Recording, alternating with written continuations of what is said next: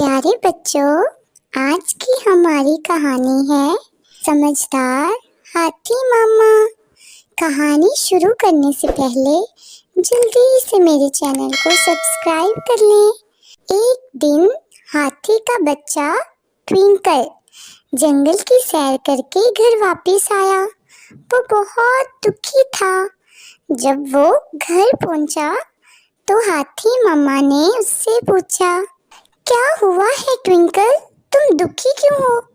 Twinkle ने हाथी मामा से कहा, मम्मी, आज मैं जंगल की सैर के लिए गया था। मैंने जंगल में कुछ जानवर देखे। मम्मी, वो बहुत खूबसूरत हैं, जबकि मैं नहीं हूँ।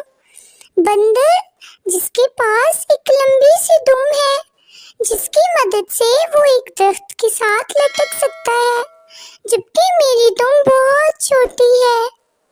हिरन, जो कि बहुत प्यारी है, उसकी जिल्द पर बहुत खूबसूरत से धब्बे हैं, जबकि मेरा रंग बहुत डल है।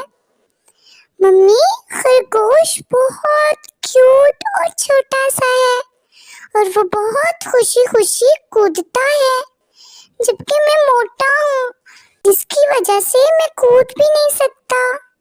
मम्मी, चीता, जिसके छोटे से कान हैं, जबकि मेरे कान बहुत बड़े हैं और मेरे पास एक बड़ी सी सूंड है, जो कि पता नहीं किस काम आती है। हाथी मम्मा ने बहुत समझदारी से ट्विंकल को जवाब दिया, मेरे प्यारे बच्चे, तुम एक बहुत खूबसूरत पैदावार हो। यहाँ तक कि अब तुम बहुत छोटे हो, फिर भी जंगल के बहुत मजबूत जानवर हो। सिर्फ तुम ऐसे जानवर हो जो पानी को सक करके कान से उसका स्प्रे करते हो और अपनी लंबी सूंड की मदद से तुम कोई भी वजन उठा सकते हो। सिर्फ तुम ऐसे जानवर हो जो अपने बड़े कानों को हिलाकर मक्खियों को दूर भगा सकते हो। अगरचे तुम्हारा रंग ग्रे है, लेकिन तुम एक मजबूत और बड़े जानवर हो। तुम बहुत खास हो ट्विंकल बेबी, जिस तरीके से तुम्हें बनाया गया।